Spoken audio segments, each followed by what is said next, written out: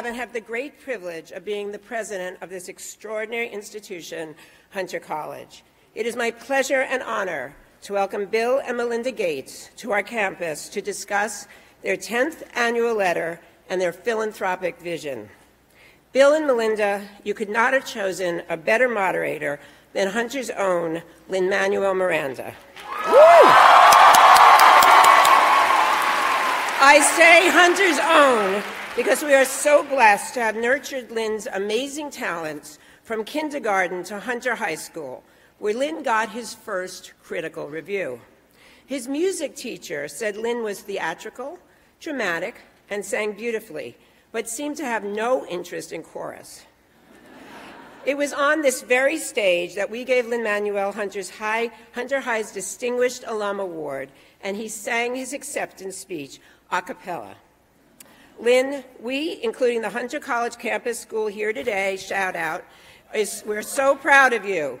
It is fitting that you moderate this conversation about philanthropy, given your generosity to your alma mater, your extraordinary commitment to rebuild Puerto Rico, and your fundraising to revive a grand old movie palace in your old neighborhood and mine, Washington Heights.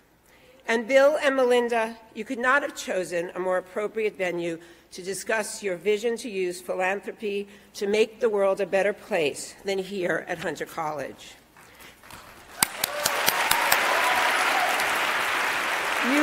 You worry in your annual letter that optimism these days may, as you say, be in short supply. But rest assured, optimism infuses everything we do at Hunter, the place that keeps making the American dream come true.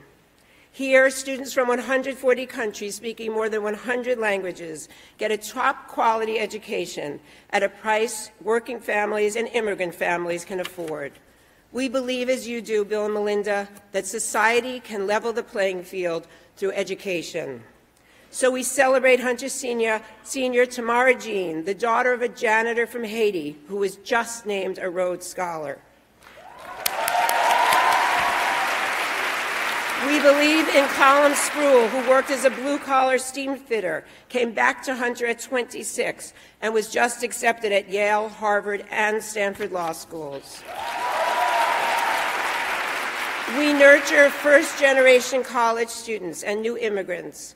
We embrace hundreds of dreamers like Remy Echeverria, who came here undocumented at the age of 8 from the Dominican Republic, speaking no English, graduated from Hunter with honors, and is now helping Hunter improve an elementary school in East Harlem. Our founder, Thomas Hunter, an Irish immigrant, believed in the power of education to change lives, and even more radical for his time, he believed in educating women, regardless of their race, nationality, or economic status, something we know is important to you too, Melinda. Opened in 1870, Hunter was only the 9th school in the country to admit women to college. From the start, we have trained phenomenal teachers to improve education for all races and all classes. The Gates Foundation supported Hunter's commitment to education in 2003 with a grant to launch Manhattan Hunter Science High School, one of the first and most successful early college initiatives in the nation. Because of your investment, kids from low-income and minority homes are exceeding expectations. They are doing college work in 12th grade on our campus, with 98% of them going on to college. Many are here to say thank you to you today, so a shout out to Manhattan Hunter High. Bill and Melinda, we proudly welcome you to Hunter today because you exemplify the Hunter motto, Mihi Cura Futuri, the care of the future is mine. We ask our Hunter students to always remember what this public institution has given them, the investment it has made in their success, and to give back to society in whatever path they choose. I can think of no better role models than the two of you who have set a high bar through the generosity and effectiveness of your philanthropy. You are an inspiration to us all. You truly care for the future. We look forward to learning more about your dreams and are honored that you have chosen Hunter College for this discussion.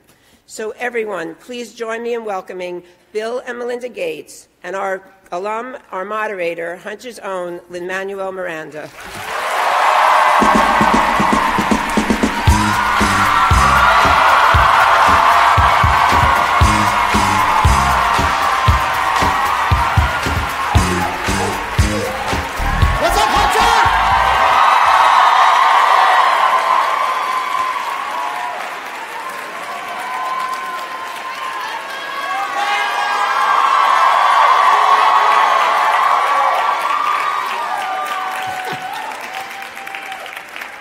The last time I was on this stage, I was getting my diploma.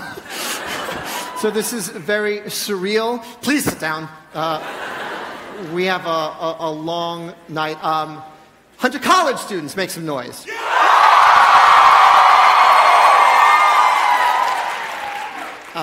Congratulations, you go to an awesome school.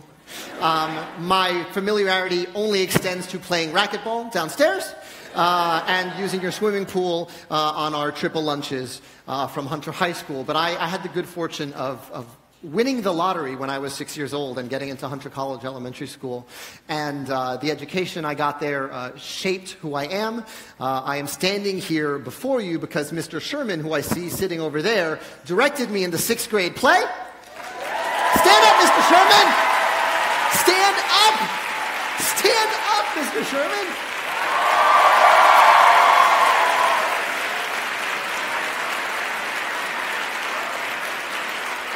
He cast me as Conrad Birdie in Bye Bye Birdie. And I don't know if you know this, but I was about 12 years old and 3 feet tall. And suddenly I was playing a role in which every person in the grade had to faint when I sang. And I thought, why would anyone want to do anything else for a living except for this? And so here I stand before you today, thanks to Mr. Sherman.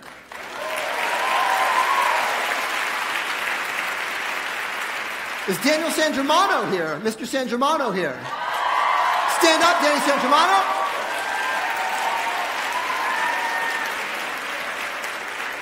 Danny's been my best friend since kindergarten. And he teaches art at Hunter. And I've never told this story before, but when we went into labor with our first child, we kind of got to the hospital too soon. We were really excited. And it was 3 in the morning, and they said go home, but we didn't want to go all the way back up to Washington Heights. So we spent most of labor at Danny's house on the Upper West Side. So thank you, Danny, for my child.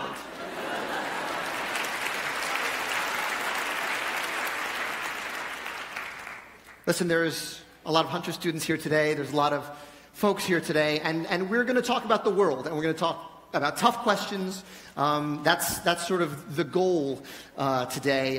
Bill and Melinda released their annual letter, and their format this year, what are the toughest questions they get, and answering them. We're going to get into those. We're going to get into any questions you have for me, which I promise you I'm wildly underqualified to answer most of the questions you're going to be asking them. So please grade me on a different curve. But they answer tough questions they get about their work. They write about how they decide what issues to work on, their views on the Trump administration, and even their marriage. So I'd encourage you to read it. You all have a copy at your seats. Those of you watching at home, it's PDFable, it's readable. So without any further ado, please join me in welcoming Bill and Melinda Gates.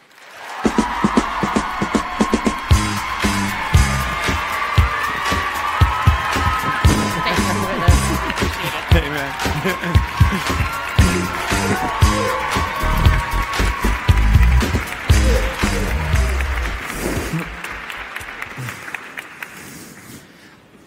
Okay, I'll ask the first question.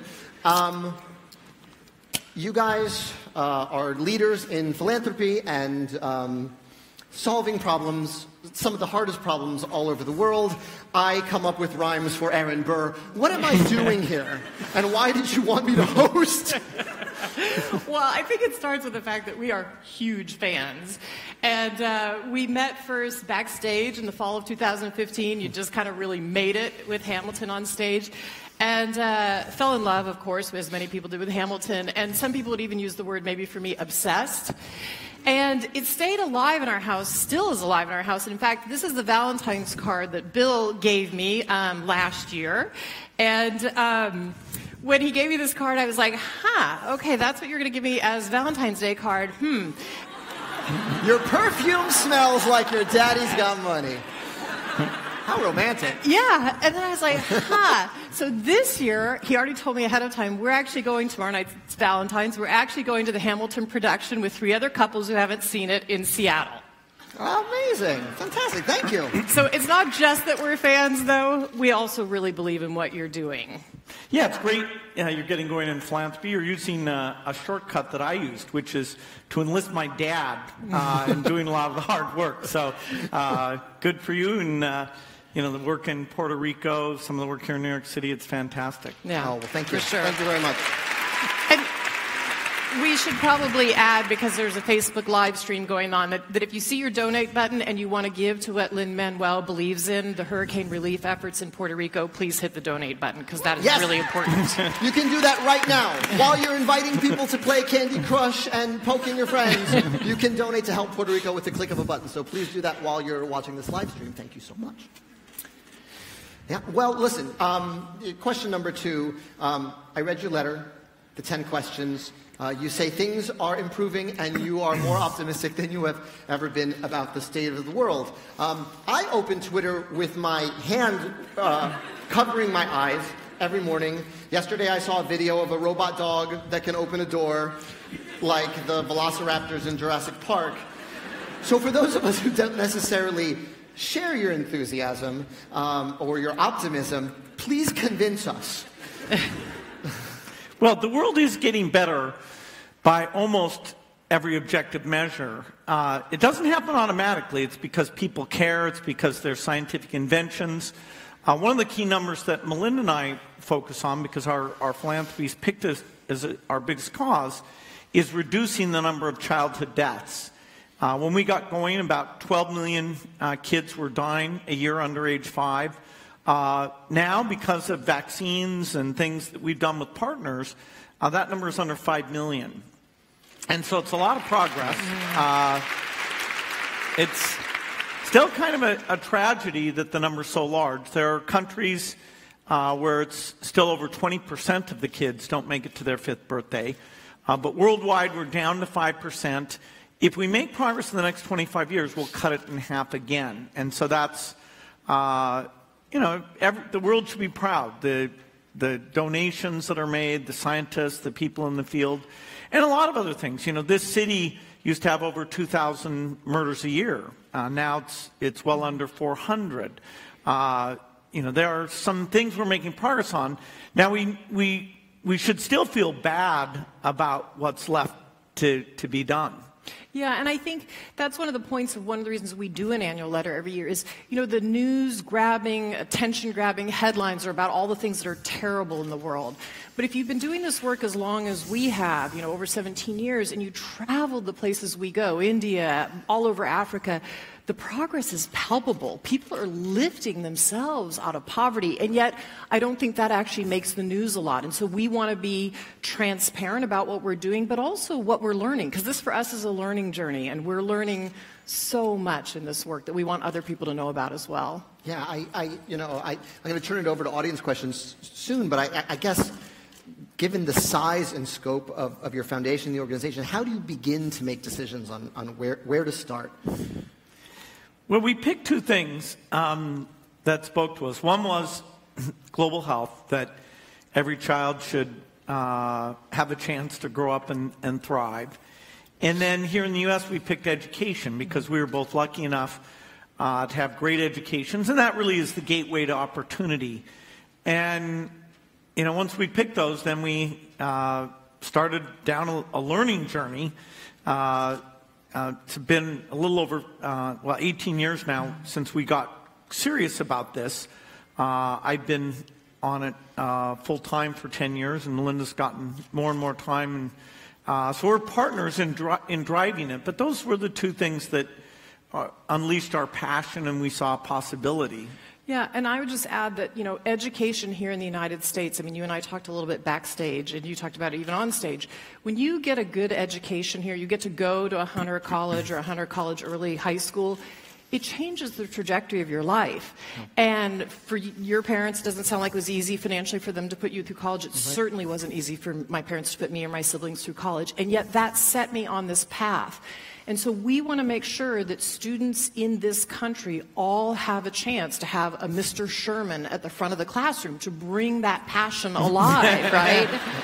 Because kids all have passions, and they need to see how do they use that. Everybody can learn. And then to really get a great job in this economy, you really should go on to college.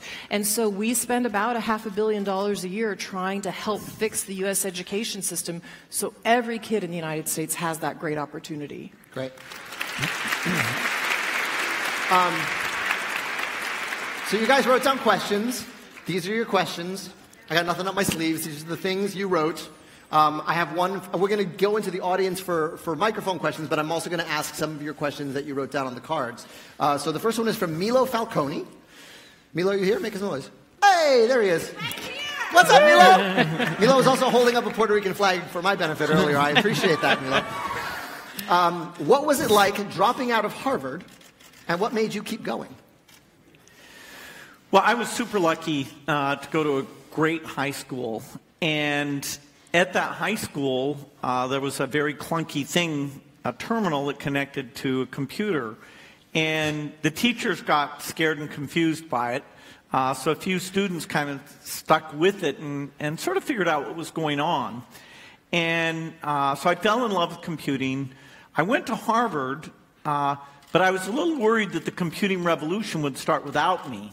And so the computers got cheap. So you saw this clunky thing and said, this is the next. Well, combined with a friend of mine, Paul Allen, who saw that they were putting computers on chips and that the number of transistors was doubling every several years. So the idea they were going to become cheap and these so-called personal computers, we saw that and we believed in it and we wanted to write the software for it. And so when I went off to Harvard, I had a great experience there, took a lot of classes. They fed me every day. It was pretty nice deal, a lot of smart kids around. But then when the first kit computer using that microprocessor came out, Paul and I said, okay, we've got to be the first to get in on this, and that's when I left school. But I recommend for most people, it's probably best to stick out the 4 years. I only got 3 years. I always ask him, how did your parents react when you made that phone call? Oh, I'm dropping out. But you promised them you were going to go back, right? Well, if things didn't work. And I did get subsequently an honorary degree. Nicely done. Yeah, I got one of those from here, too. Do we have any questions? We have our microphone folks out in the audience. Do you have any? Yes. Go ahead. Can we get a mic over here, down here? Here comes the runner. Runner number 2. Fantastic. Keep it close? Yeah. Got it. Okay. Hi, my name is Juliana Peroye. I'm a philosophy and poli-sci major. I have a question for all three of you guys, actually. One, I guess it's kind of like a two-part question.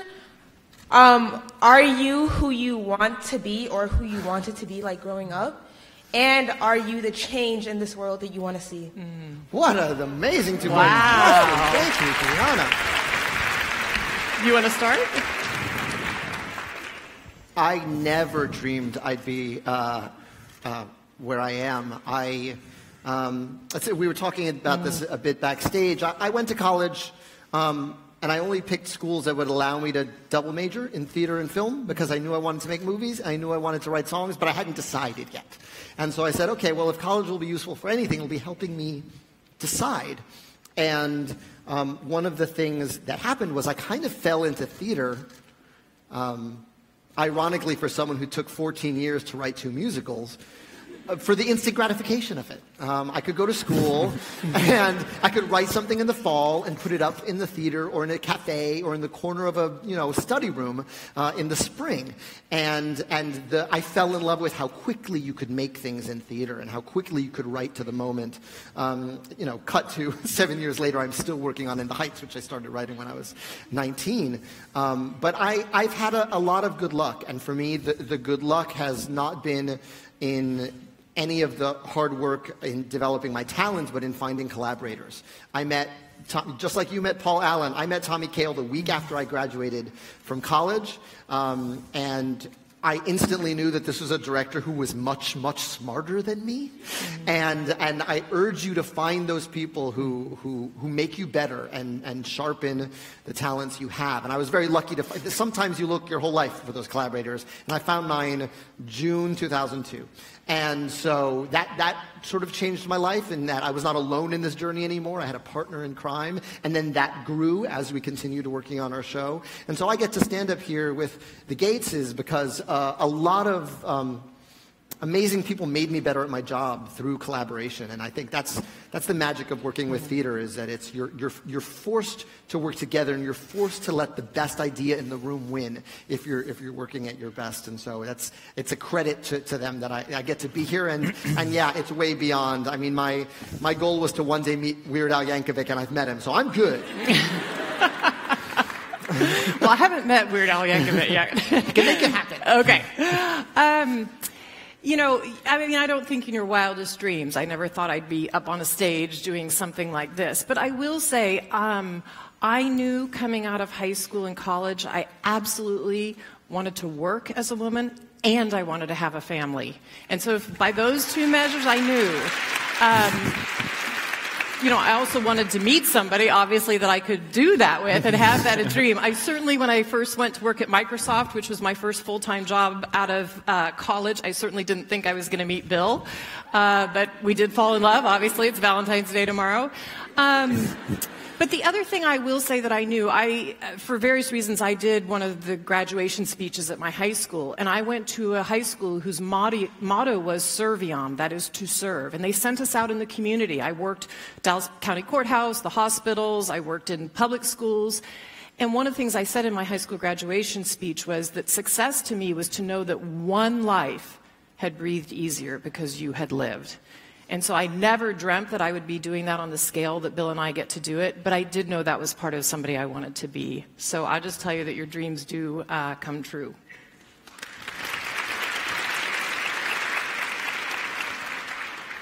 Well, I definitely started with a very narrow view of, hey, I'm good at math, I'm actually good at science, I'm good at software, software's very cool, and I'm going to write some of the best software code ever written. That was my, big ambition and self-image.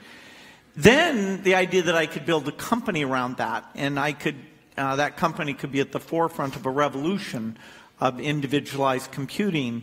That was amazing. And throughout my 20s, I was obsessed with that. I didn't believe in vacation. I worked day and night.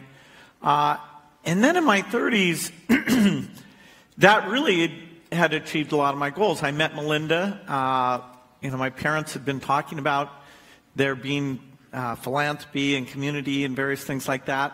And so, I was lucky enough, because of my relationship with Melinda, to start thinking more broadly, and then told her that, hey, not only, will we give this money away, but, I'll retire and we'll make this our full-time work. So now I feel like I'm fulfilling some things that my parents would have wanted, but it's been a journey. Pick up on this point, though, that Lin-Manuel made about collaboration, because you talk about that in private, but not in public as much. I mean, you've had amazing collaborators over time. No, I mean early in the company, right? Yeah, certainly. The basic idea of the opportunity, Paul Allen was key to that.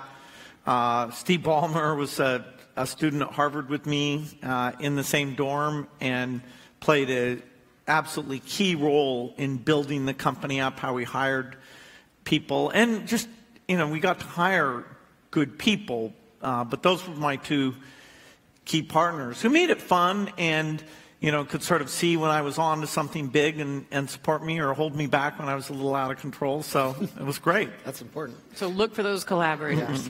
They're huge. Facebook and people watching at home, we don't want you to feel left out. So we're going to take a question from Facebook. And here's the first one. Catherine Lynn Hack asked about the Me Too movement and steps we can take to root out predatory behavior. Melinda, what do you hope comes out of the Me Too conversation? Yeah, so I'm as difficult as the Me Too conversation has been, I am so glad these issues are coming forward. That we know women are facing them all over the world, everywhere I go, India, Africa, here in the United States. We need transparency, and so we're finally at this phase where there's transparency. I don't think we're done with that yet. I think there will be more cases coming out. And then it is, what do you do with it? And one of the things that I'm so encouraged to see is women stepping forward, not just about their stories, but we have 80 women running for governor's offices. We now have 400 women, 400 women on both sides of the aisle running for U.S. House of Representatives. We have 50 women running for the Senate. So women stepping forward and saying, I'm going to take a leadership role. I'm going to make sure that if I get a leadership role, these kinds of things don't happen. And I think we have the opportunity to really create a 21st century workforce that works for men and women. And that's what I hope comes out of the Me Too movement. Fantastic. Let's take a question from the balcony. Do we have a runner up there? Anyone got a question up in the balcony? It's hard to see a little bit.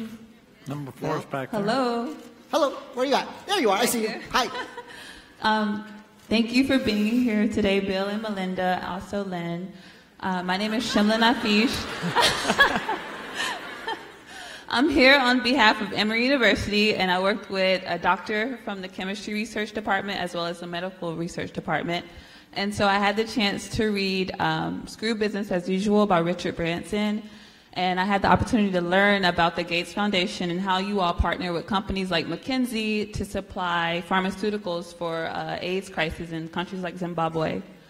And so I spent my career and my education focusing on ways that I can help others.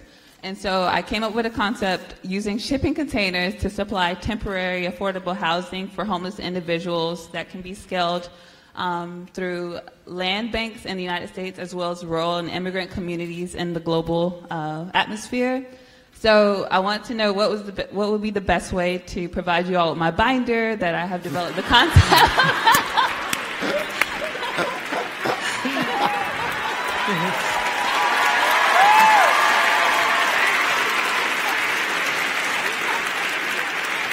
See, that's why I love you, Hunter. Gracias. Gracias de nada. Fantastic. That sounds like amazing work. Thank you so much for that. I think you can hand the banner to that runner, and the runner will get it backstage. Okay. But you know, that also begs the larger question. You know, I got $1 billion. A lot of people don't have $1 billion. What are everyday ways that people can sort of help, and on the local level, on the individual level? Yeah, I love what you're doing, that you're taking your time and you're really learning about these issues deeply, and then you're putting that passion to work. You're figuring out a project that actually can make a difference for homelessness. And that's what I want to say to everybody in the room, no matter what age you are and no matter what socioeconomic status. You have time, energy, money, brains. And so learning about these issues and taking your passion and getting to work doing something, you have no idea what a difference that makes. That if you can make a difference in one life or in your community or at a bigger global scale, all of those ripples go out and make a difference in the world. And so I would say get started now, because it makes a big difference. Fantastic. All right, I'm going to do another one of y'all's from this pile. All right, I think this one's for me. Do you think progressive musicals, such as In the Heights, thank you, exist in today's political climate / administration? How do the implications of that musical conflict with the current state of our country? Well, actually, tomorrow is the 10-year anniversary of In the Heights opening on Broadway. I know that because of the Facebook On This Day function. Thank you, Facebook. Keep donating and hitting that button. But, you know, it's what's really interesting is when we were trying to mount In the Heights, a lot of the issues that the show was about gentrification, financial displacement and economic struggle, we were told by producers, not the producers we ended up with, but in our journey, that they weren't high stakes enough. We talked about this a little bit backstage. Nina comes home from having not survived her first year at Stanford, and I can't tell you how many people were like, is that relatable? Maybe she should have an abusive boyfriend. Maybe she's pregnant. Maybe she's, insert your telenovela issue here. And I'm so proud of Tommy and Kiara, my co-writer, for us sort of sticking to our guns and saying, no, these are issues that are high stakes. And if you don't feel they're high stakes enough, it's our job to dramatize them so that they feel high stakes. And, there's a verse in 96,000 that Sunny sings that could have been written this afternoon. It's actually alarming how prescient it is. The rent is escalating, the something's, I don't even remember it anymore. But it goes, what about immigration? Politicians be hating. Racism in this nation's gone from latent to blatant. I cash my ticket and picket, invest in protest, never lose my focus till the city takes notice. And you know this, man, I'll never sleep because the ghetto has a million promises for me to keep. I mean, that could have been written this afternoon.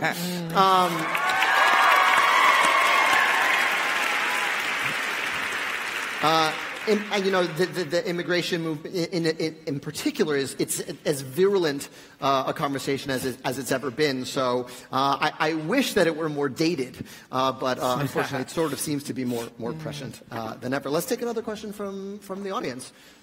Yes, you young lady, can we get runner over here in the red with the stripe? Yeah. Number 2's coming. He's fast. Hi, my name is Ashley Roth. I'm a junior at Hunter. Thank you all for being here, first of all. I have a question for you, Bill Gates. What advice do you have for future entrepreneurs?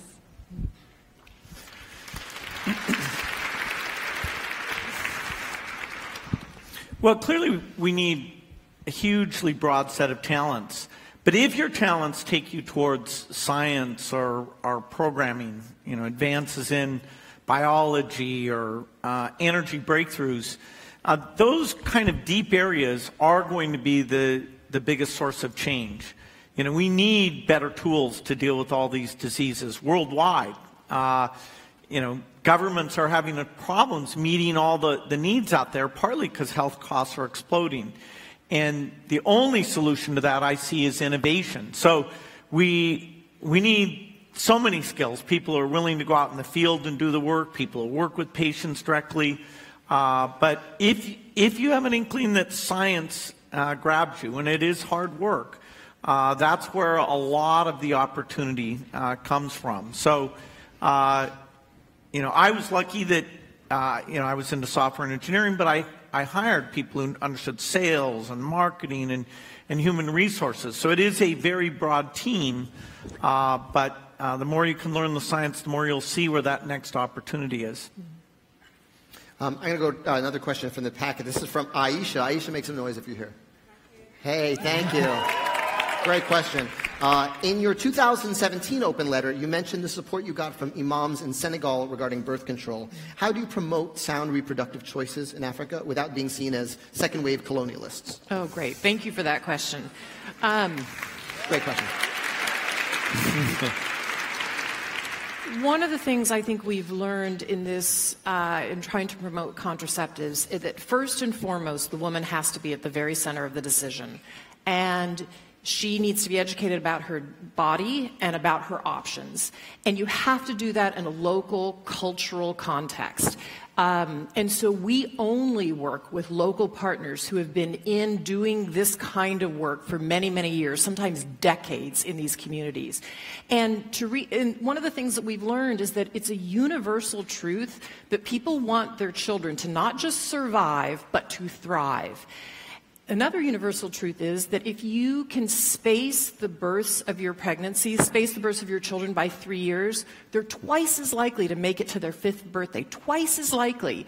So this is the greatest anti-poverty tool we've ever had, which is to allow women to space their births. So in Senegal, it was great. I met with the imams at the top of their hierarchy, and they said, look, We can use, the Quran allows for family planning. We will help you in West Africa to get that message out all the way down to the local village imam so that he is giving the message to women and to men. And sometimes you have to start with the men first and educate them about why their wives and their children will be healthier if they're allowed access to contraceptives. But I've become very passionate about this issue because we use contraceptives in the United States, we use them broadly, and yet 200 million women around the world are asking us for contraceptives and don't have access. So if we do it in the culturally sensitive way, believe me, women will take it up in droves. They're asking us for them. Wow.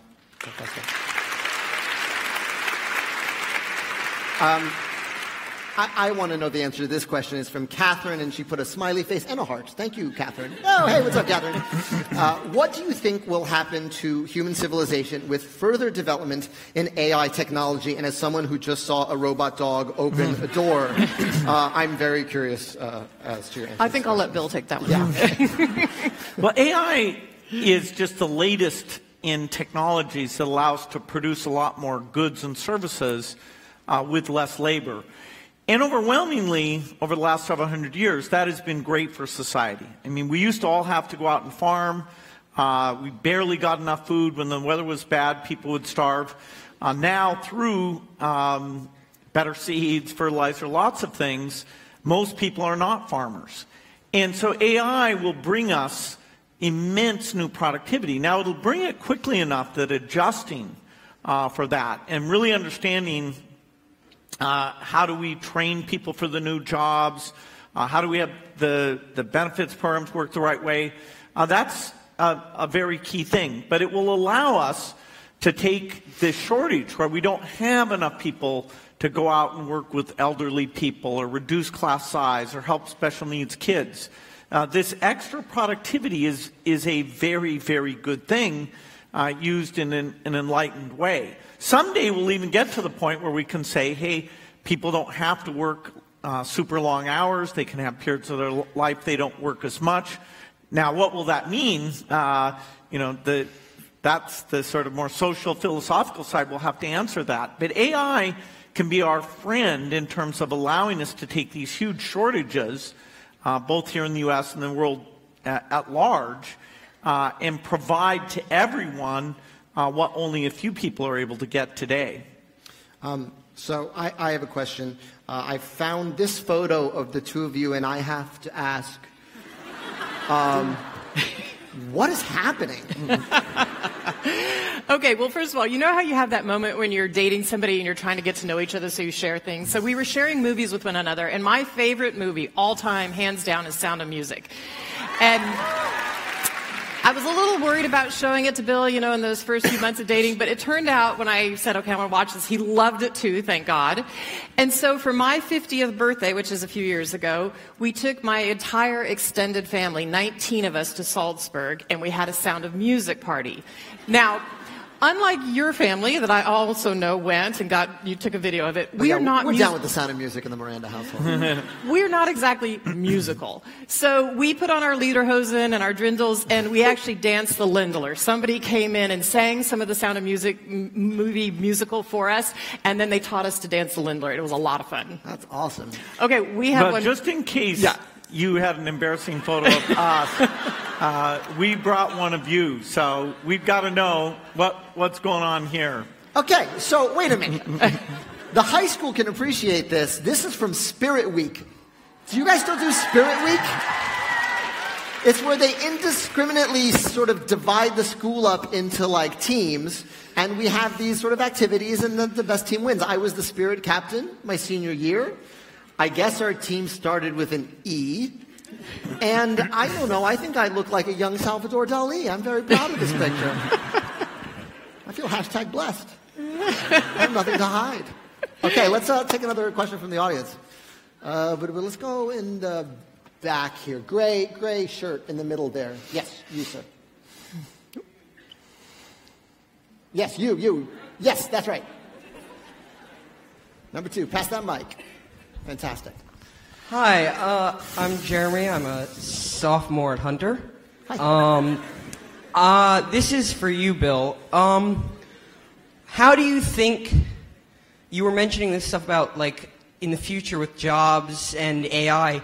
How do you think the developing economies, like in Africa, will be able to handle new information technology that might take over jobs that people would be developing to become and start taking? How do you think the AI might impact that? Good question. Yeah, so historically, there's been a path to middle-income status that partly involved doing manufacturing jobs and being export-oriented. And the Asian miracles, starting with Taiwan, Japan, then South Korea, more recently all of China, have gone up with a ton of manufacturing jobs. And now textile industry is moving to places like Bangladesh.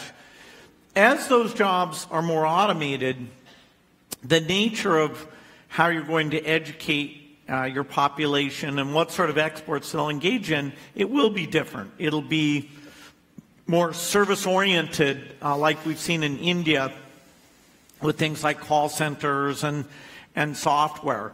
But the basic idea that you get your country to be healthy, you get your education system to work well, then you get a generation, the demographic dividend that's particularly large, and they are creating businesses and wealth.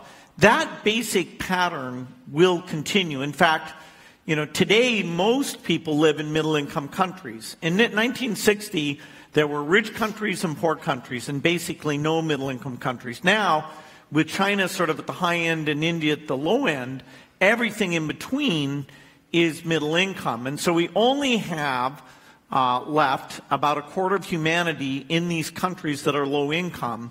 And so they will be able to get educated. They're already getting mobile phones at a much lower level of wealth. They're getting advanced vaccines at a much lower level of wealth. Hopefully they'll get houses made out of, innovative new ideas. So the path is absolutely there, but it'll involve less manufacturing jobs than it did in the past. Yeah, and I was just in Kenya, just to bring the point home. I was in Kenya 2 weeks ago, and one of the places I visited was in Nairobi, and they had an iHub. And the great thing about this iHub was you had a lot of educated students who were coming in with app ideas, and they finally are setting up a venture capital fund to actually fund their ideas. And they're coming up with ideas that work not just in Kenya, but in other places in the continent. So they're coming up with these homegrown solutions that work for them that we wouldn't even think about here.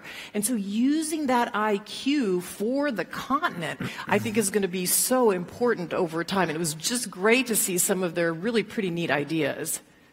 I have a question, and it's addressed in the 10 tough questions thing, but I want to hear you answer it out loud, which is, when you guys disagree, billions are at stake. But what is that? I mean, how do you guys get to consensus? Because you're also married to each other.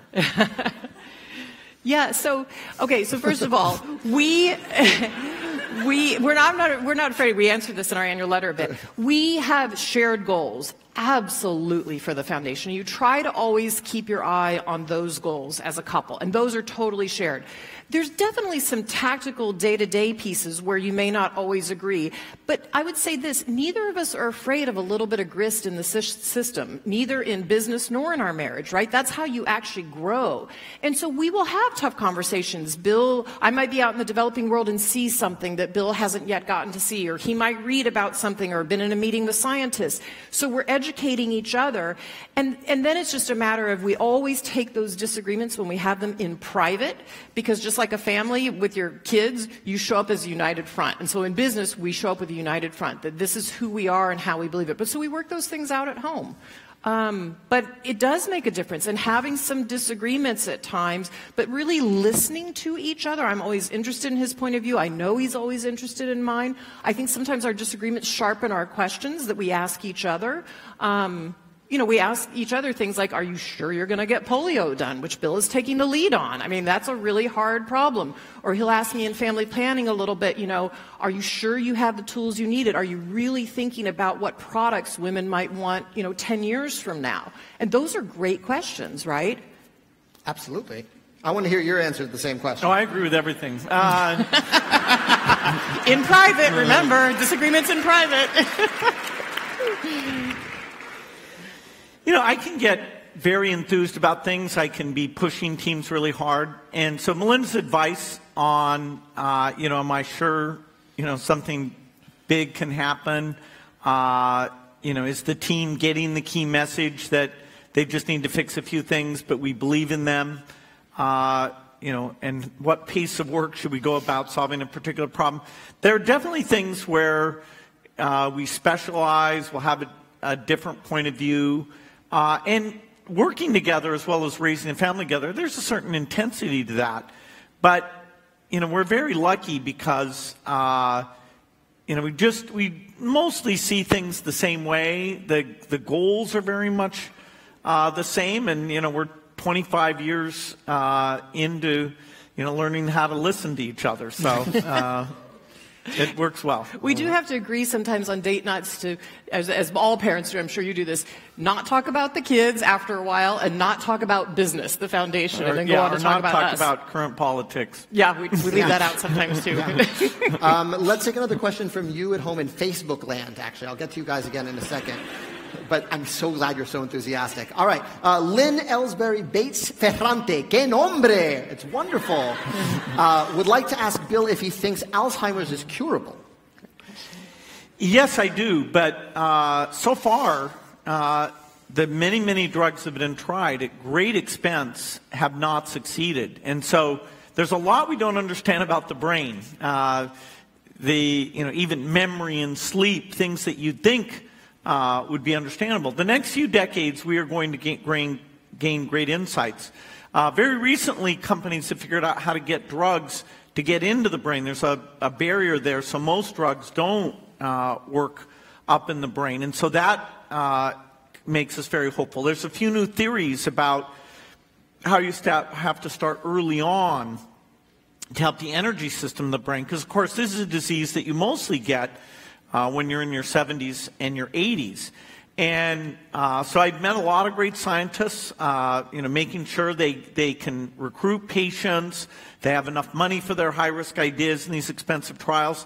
That's where I think I can come in and make sure they get the right backing. But yes, with the right patients, we can cure it. Now, that won't fix people like my dad, who are pretty far along, but for generations to come, it'll be a much better picture. That's incredible. Yes, take another question. You young lady right here. Number one, you want to head over there with the mic? Right? Yes, you. Yeah, you were standing. No, sorry, behind you, gray sweater. Yes, yeah. You. Sorry. Oh, sorry. I'll catch you next.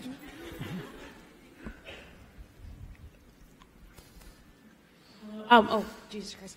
Hi, my name is Iman Boussayoud. I am a senior at Hunter College, history major, and I've spent the past 2.5 years in the adolescent education program. Actually, when I was in elementary school, I had a project where they were like, what would you ask Bill Gates if you could ask him a question? And my question back in elementary school was, I would ask him for $5. I think your Nairobi anecdote, however, speaks to this being a larger issue in terms of education policy, however, where the plans of the philanthropic field are so often focused on the long term, where poor students and students of color have far more immediate needs that prevent their success. So I'm wondering, and too often are they worked for and worked on, but not worked with. So I think something that would also help a lot of the Hunter College high school students here are, what are your plans in working in the education field to plan on working with students? What avenues do they have to communicate with you? And in the past, what methods of communication on the part of these populations are more successful to you? What do you listen to? What voices do you hear? And follow-up question, y'all hiring? What a fantastic question.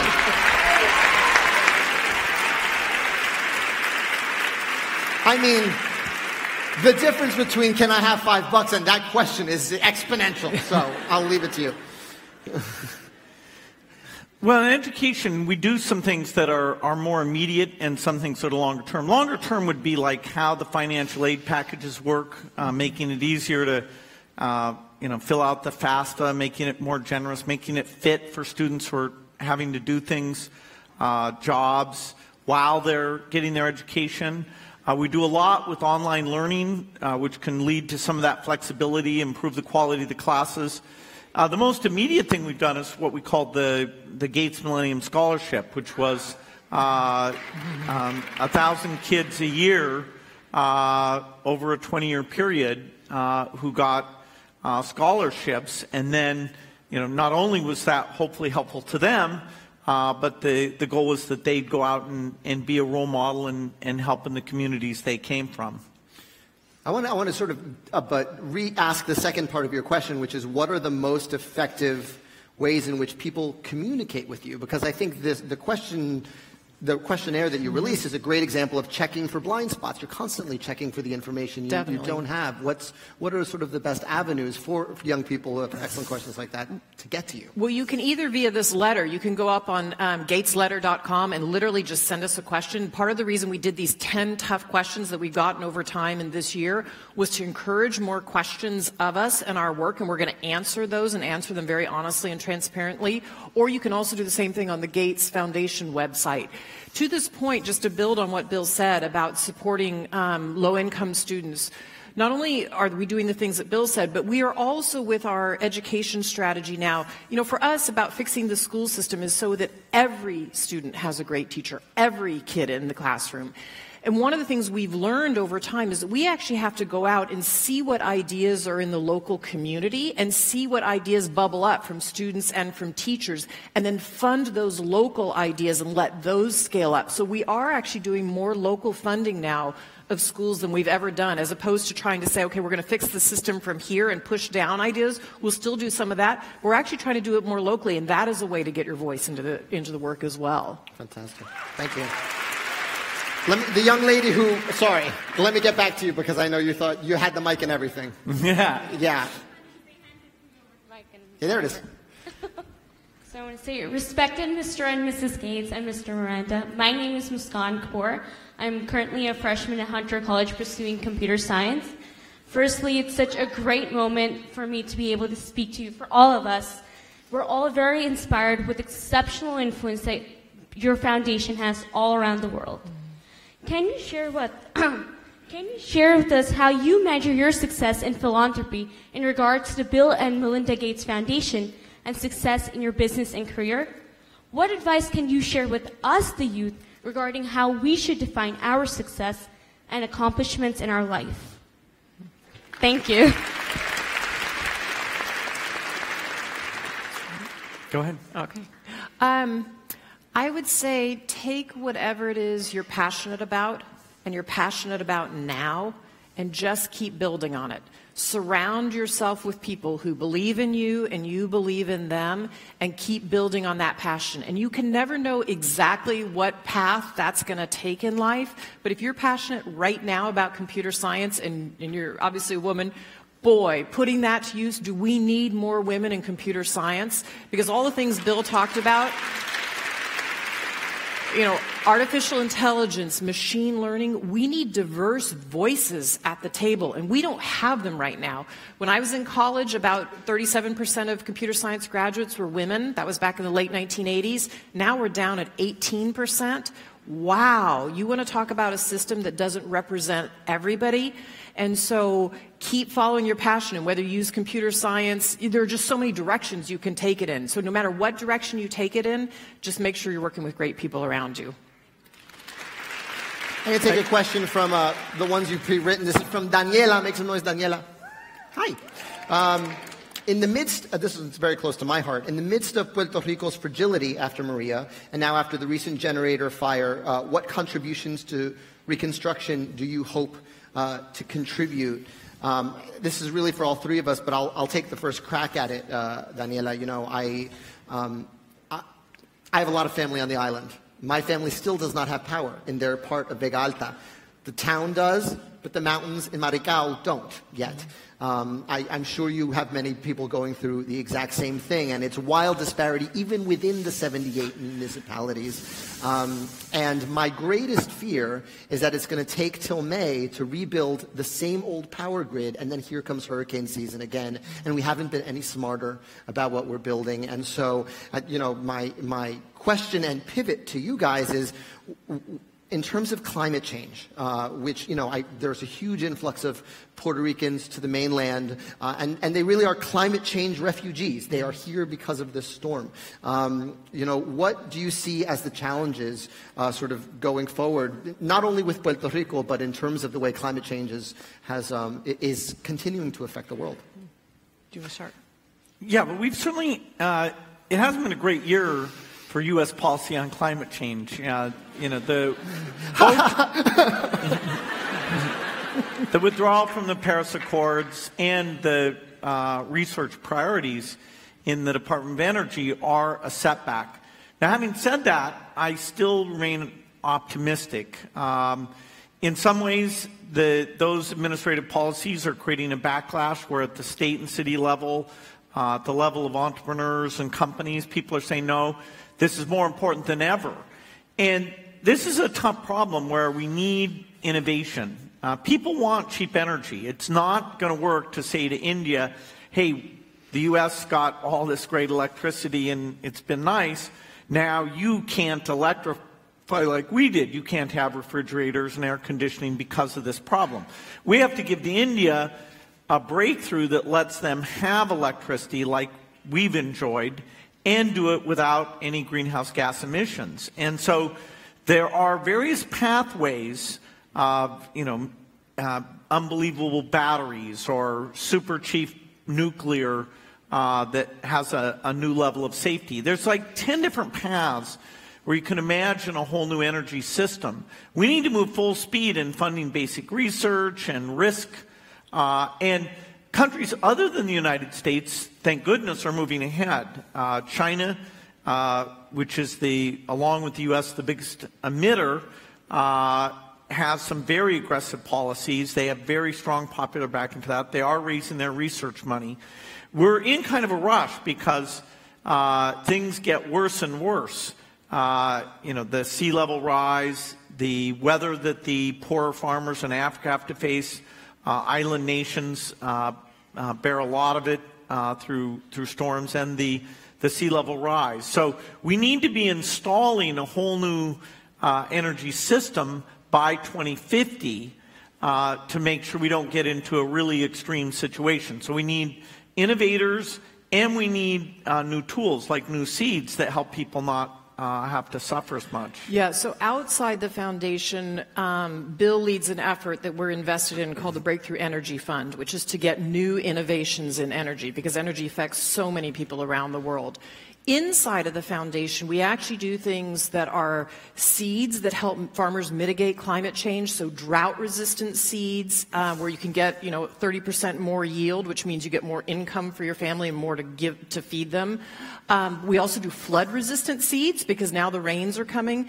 And when we travel, what we hear from farmers, whether it's in northern India, whether it's all over the continent of Africa, you stand on a person's small plot, which is not the size of this stage, and they'll tell you, the rains are coming at different times. They're coming in torrential downpours, or they're not coming at all. They're coming much later, and we're getting very little. So they feel the effects now. And so I think both working on the long term, working on the seeds for now, and then doing what you're doing, which is keeping this at the forefront. Saying, look, Puerto Rico's got to rebuild now, and they may have another hurricane. We have to keep all three pieces in mind so that we're making all the right investments, short, medium, and long term. Yeah, and I can also tell you, Juliana, what we've done, the organization I've been raising money for is the Hispanic Federation, and we have a new project called Amanece, and it's giving grants to community organizations that already exist, and it's everything from agriculture to rebuilding long-term roofs that will, that are, better than the FEMA tarps, and we everything from fisheries to, but really investing in agriculture, investing in sustainable solutions that will survive a hurricane season. So that is our goal going forward. And you can donate at Facebook by literally clicking on the button while you're watching this live stream. And with that transition, let me get another question from the audience. Yes, you in the gray blazer. Yeah, that's right. Come on down. Fantastic. Hi. Hi. I'm Jill. Hi, Jill. I'm a community health and public policy student here at Hunter. My question is for Melinda. Hi. Hi. So I know that you champion birth control and family planning contraceptives, as you were talking about earlier, for women all over the world. How do you ensure those things for women in places where it might be dangerous for them to seek it? And how can you make it safe for them and also sustainable for those women? Thanks for that question. Yes, so women will tell you all over the world that it can be dangerous to use contraceptives. Their mother-in-law doesn't like the idea. Their husband might not like the idea. But they will go to incredible lengths to get it. And so one of the things we didn't have in this work, and this is true of a lot of the global health work, is we didn't have good data. And one of the things our foundation is committed to is making sure that we're making decisions based on data. But we didn't have great data in contraceptives or in many issues about women because the world didn't fund those issues. And we know that what gets measured is what gets done. So we've actually built a whole data system where we have young women go out in the community, they're community health workers or local community people, and they talk to women in their homes. And if the woman can't answer the questionnaire that's on this community health worker's cell phone, she'll often say, meet me in the village for tea, or meet me at the well, and they will go and hear what their issues are and then tell them a safe place to go for contraceptives. So we have things to fix all over the world, and it's different in different places. Whether it's the husbands who resist, you start educating them first, whether it's getting the supply chain fixed, or whether it's educating women. And so you have to look country by country. And honestly, I was just in Kenya, region by region in Kenya is different. One of the issues in the rural parts of Kenya is there's 25% teen pregnancy rate. So they're meeting the married women's needs, but they're not reaching the teens. And so we have to work on all of those issues systematically at the local community level. And I think if you're hearing anything from all of us today, it's about working at the global level, but also it starts with working at the community level, because that's what builds up to the global results. I have one more question here from your cards. This is from Ihor. Sup? Hey, you're all in the front row. Okay, that's weird. What are, if any, your weaknesses when running both the Microsoft and Gates Foundation, as every human has their limits, kind exclamation point. Gives you butterflies / anxiety thinking about. So what are your weaknesses? What are the things that make you anxious about your work? Well, I'm probably best at something that on complicated systems issues or visionary, how things are going to develop. And so, dealing with the hiring issues, the management issues, I always had to get other people to come in and help out, have deep sensitivity to how we were going to build up the team. And, even areas like sales and accounting, that weren't as exciting to me as the engineering pieces. If it's not exciting to you, you're probably not going to be as good at it. And so we brought a ton of people in on those things. Governmental relations, I didn't realize until too late how important those were. Mm-hmm. Yeah, well, let's talk about that. I mean, we're in the thick of that right now. I mean, that's one of the questions you face, and you said it's your most asked question in dealing with the Trump administration. What are the challenges besides the ones we read and scream at our computers about? Well, amazingly, the administration that did the most to help the poor in the world, that raised foreign aid the most, was President Bush. And their HIV medicines, right. Malaria work, the biggest increases ever took place in that 2000-2008 period. President Obama did a great job maintaining and slightly improving those things, but the budget was tighter. Now those things are under attack, and that's very central. The U.S. generosity there, if that goes away, even a 10% cut would mean 5 million deaths over the next decade. And so that, the fact that that is being questioned by the executive branch. Fortunately, the Congress has kept it in place. That means we have to go explain why, even in a very narrow view of is this good for Americans, to have Africa be stable and have health systems that stop pandemics and reduce the chance of our army having to go fight there and lose lives.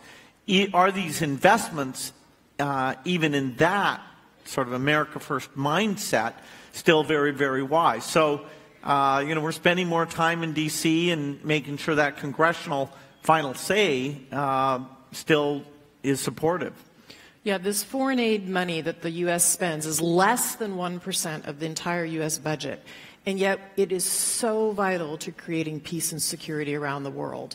And it's also vital in terms of keeping disease from coming into our own country. I mean, we saw the scare with Ebola. It's only because there were health workers on the ground working on polio in Nigeria that didn't break out in wide scale in Lagos and end up all over the world. So if you believe in any form of soft power, if you believe that the world is more peaceful when it's prosperous and low-income nations can build into middle-income nations, then you invest in foreign aid. So it makes absolutely no sense to us when we see an administration budget come forward and there are severe cuts to foreign aid, or there's a zero in the column for contraceptives for women. I mean, you're leaving women in destitute poverty if you don't fund contraceptives. And the U.S. used to be the biggest funder of contraceptives around the world. Wow. Wow. Let's take another question from the audience. Let's go over here. Yes. Who do you got for me, number 4? Oh, yes, all the way in the back, blue glasses. Charles, I'm from the elementary school. So, what do you think you could do to help bring theater to communities all over the world? Oh, God bless you.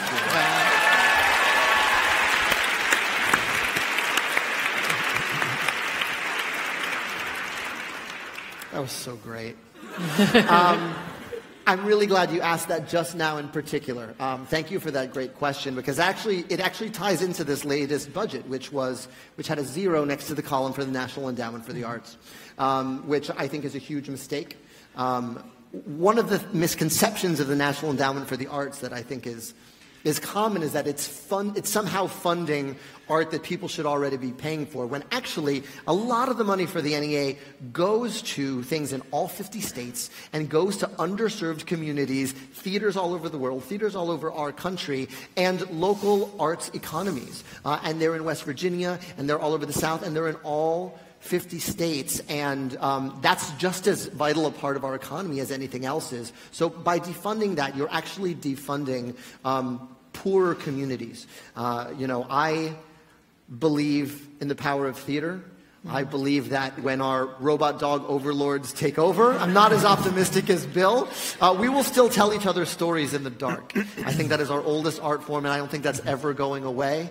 And so, I think that's worth fighting for, and that's worth protecting. And I think we've seen over and over again, studies will bear this out, that when you have art and music next to math and science as a part of your education, you have it, all test scores go up. Music involves both sides of the brain. And so, I think it's important to continue to invest in those, and change the world. And you're a part of that, and your glasses are adorable. I have one more question from Facebook. This is question number 3, and it is from Mark Zuckerberg. M-Zuck. If you could go back and give your young... He's got some shocked reactions. If you could go back and give your younger self one piece of advice, what would it be? Asking for a friend. Let's start. Well, Mark... Mark's doing amazing things. Yeah, he and his wife, Priscilla, have started their philanthropy at a much younger age than we did. And they've taken on some ambitious things. And, of course, they have their young kids, and Mark's running the company. I was so naive about different skill sets. I thought if somebody had a high IQ, they could be good at everything. And the idea that you needed to blend these different types of skills together, that always, continued to surprise me. And, hopefully I've learned it pretty much by now. But that sort of notion that there was just this simple idea of smartness and it could go and solve everything, I wish I'd known better than to think that. I think I would say for Mark's friend, not for Mark himself, because is to trust yourself. You probably know more than you think you do, and I could sometimes get pretty impatient with myself.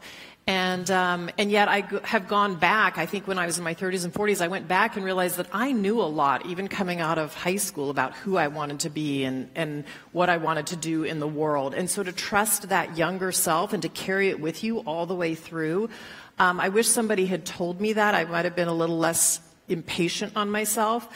And then I'll say the other thing is that point of trusting is trust that you can learn anything. I mean, one of the fun things for me about hanging around my husband in a work setting and at home is he reminds me all the time, and he role models it for everybody, is you can learn any field you want to learn. So just because I didn't learn great biology in high school, I actually have to learn a lot of it now for the work we do at the foundation.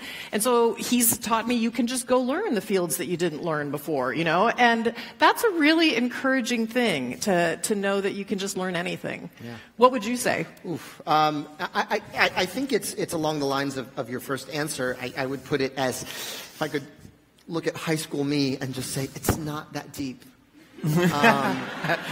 When you're in high school, I'm looking at you guys. Everything feels like the biggest deal in the world at all times, particularly socially.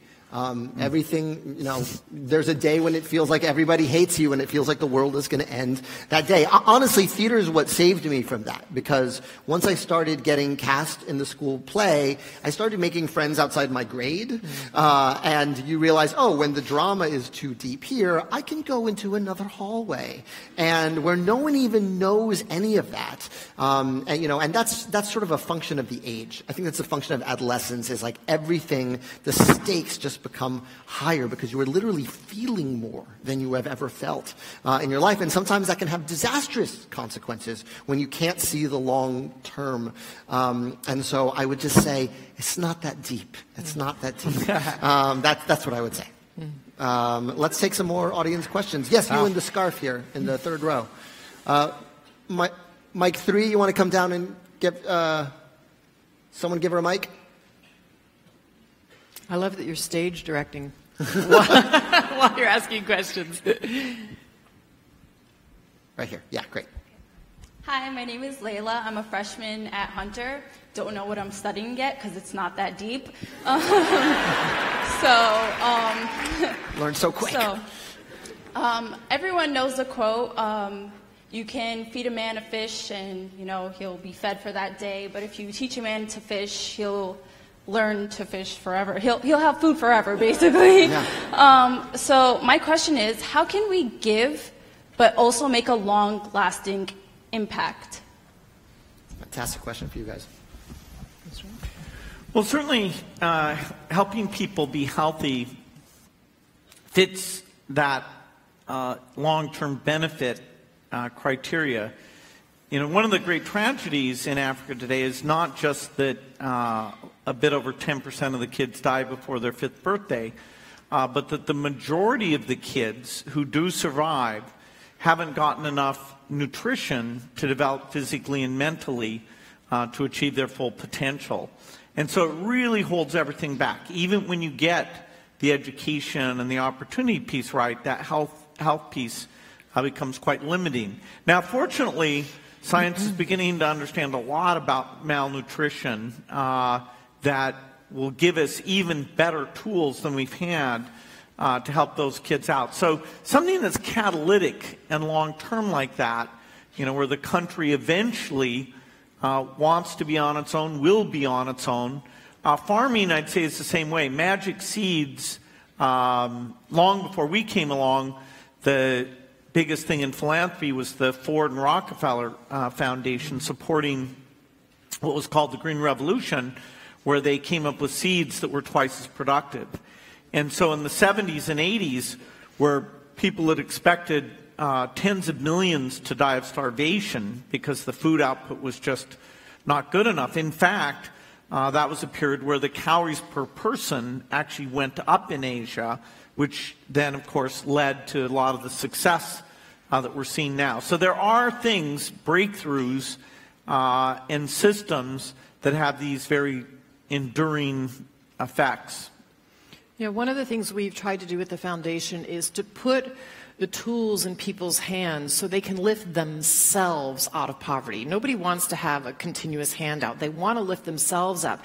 And we take some of those basic things for granted here. I mean, probably all of you in this room got quite a few vaccines when you were children.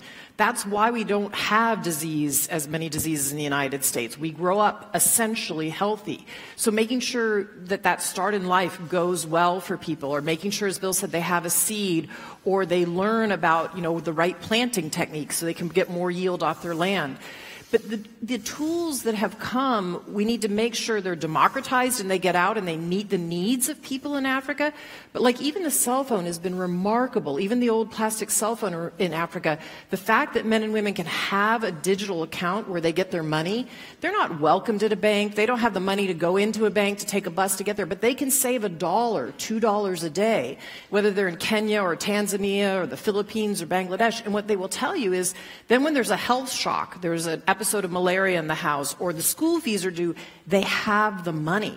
And what the women will tell you, what we're learning from a woman having her own access, her own bank account on her phone, means that she becomes far more empowered in her household and in her community. And the whole way she views herself and her community and her family view her changes. And she can be an economic engine then for the economy and a decision maker. And so getting those tools out and getting them out equitably so everybody uses them, men and women in remote places, it changes their lives. Fantastic. I'm going to ask another question from you guys from the questions you wrote down for, and this is from Tova. Tova Sage, Scala. Hey, what's up? Hi, here's your question.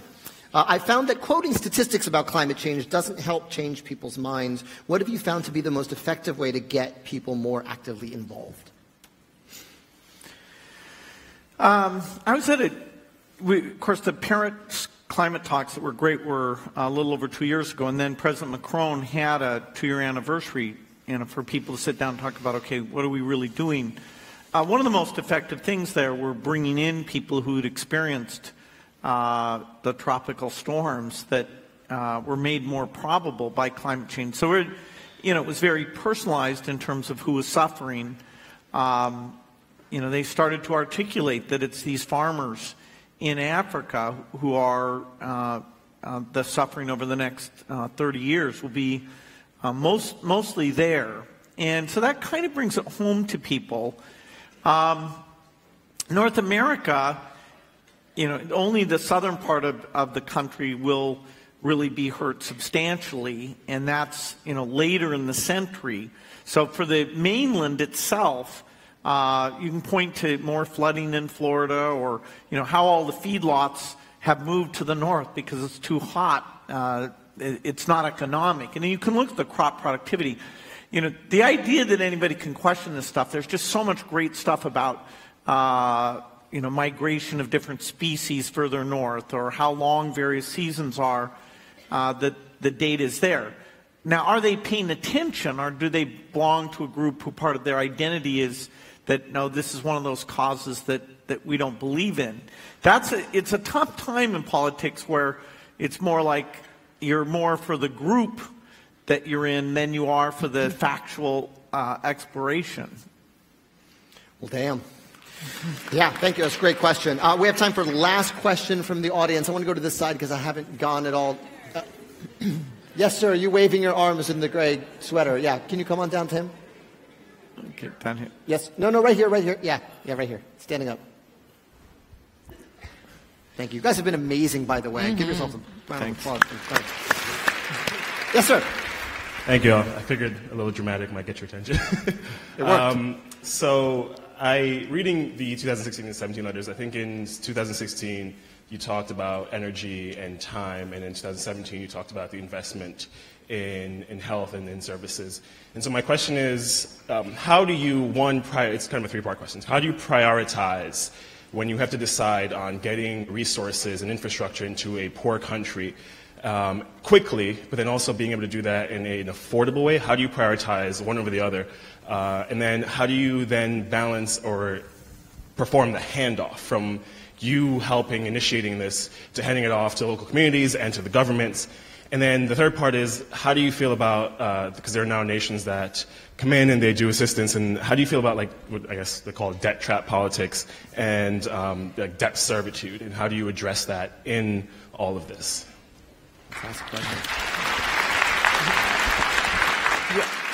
I'll start and then you can pick up. How's that? So one of the things I would say is, first of all, it was kind of back to the same question about you teach a person to fish versus do you give them a fish or do you teach them to fish? Everything that we're thinking about doing, we always have this question of what we call kind of upstream versus downstream, which is we absolutely want to relieve some of the pain and suffering today in the world. So we today's tools, and we make sure those get out there. And we try and run pilots that maybe a government won't take on, or companies just won't take on in the developing world because there's no market. And then we try to get them scaled up. But so we definitely work on things that are pain and suffering today with today's tools.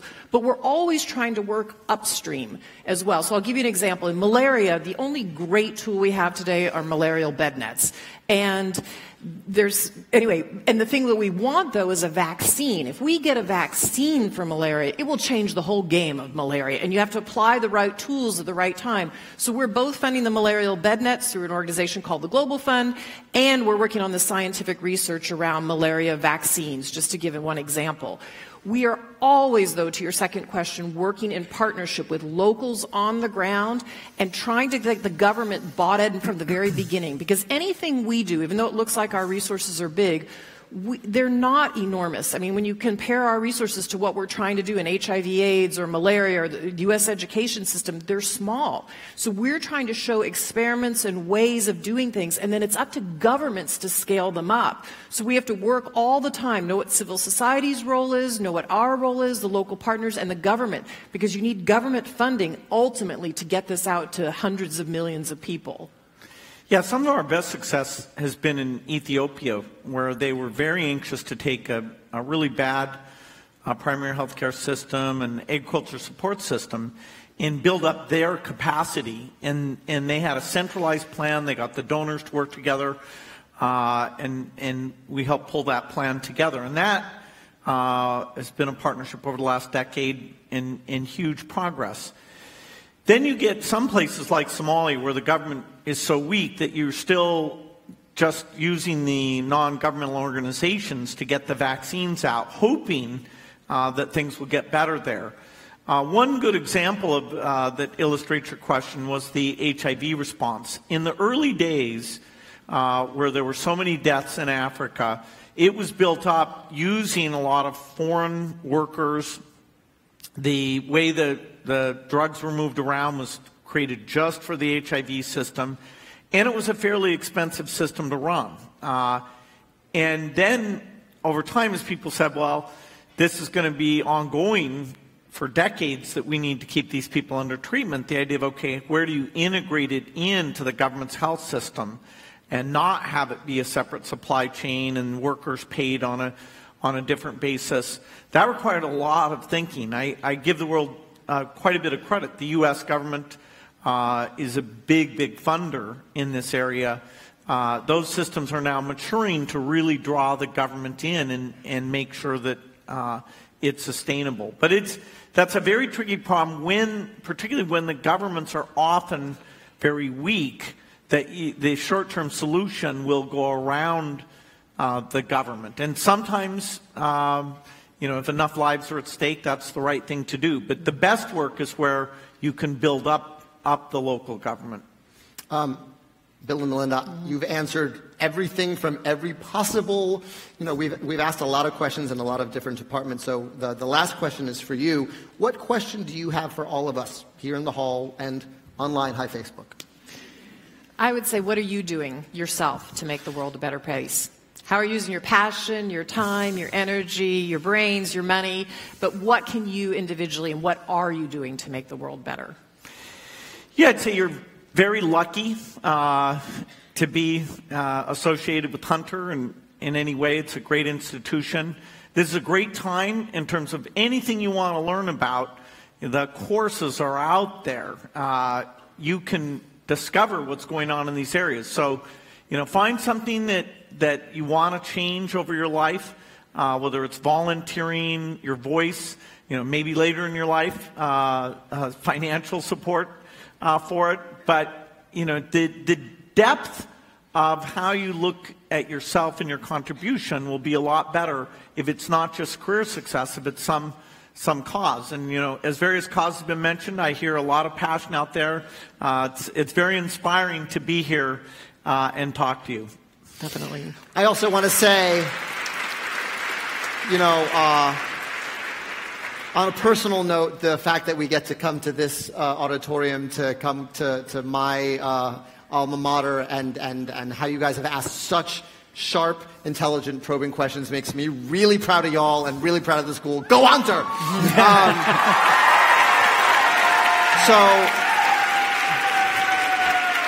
thank you, Bill and Melinda. Thank you, Hunter. Thank you, everybody watching on Facebook. Thank you in advance for donating to Puerto Rico. We're going to do one more thing, which is we're going to do one big selfie. So we're going to get the camera over here, and y'all just stay where y'all are, and we're going to take a picture. All right.